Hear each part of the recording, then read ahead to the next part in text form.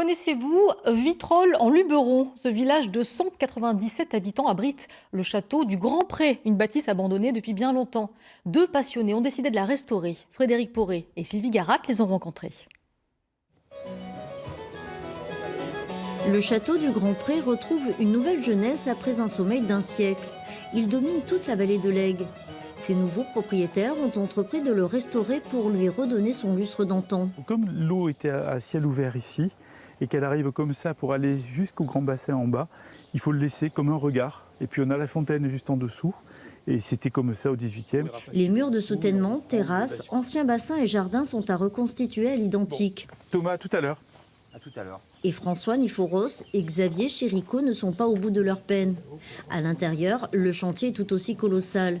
Mais on devine le raffinement et l'élégance du style aixois du XVIIIe siècle. Les magnifiques sculptures sur plâtre sont toutes dans leur état d'origine.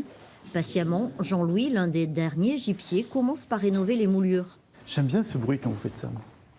Le tac, tac, tac, tac, tac. Les 2500 mètres carrés à restituer à la main nécessiteront 2 ans de travail.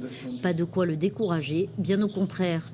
C'est ce qu'on retrouve sur Aix-en-Provence, on le trouve ici.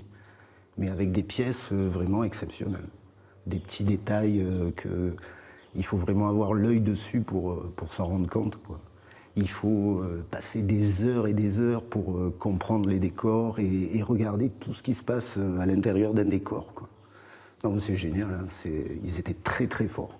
Tout aussi exceptionnel, les gypseries dans le salon d'apparat racontent toute une histoire. On voit le dieu Hermès, dieu de la médecine et du commerce, qui est symbolisé avec le vase et le serpent pour la médecine et avec la représentation de la paix et de la justice. Ce projet de restauration peut sembler totalement fou. La passion est folle par définition.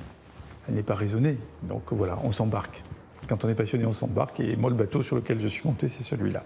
Ce château concrétise tout ce que j'aime dans le XVIIIe siècle et dans le XVIIe siècle provençal, c'est-à-dire cette façon de vivre apaisée, harmonieuse. On est toujours dans des choses très équilibrées, on n'est pas dans l'exagération, et pourtant on va au bout des choses. Aller au bout des choses et de la restauration du château du Grand Pré, c'est le projet de toute une vie pour François et Xavier, deux passionnés du XVIIIe siècle et de l'art provençal.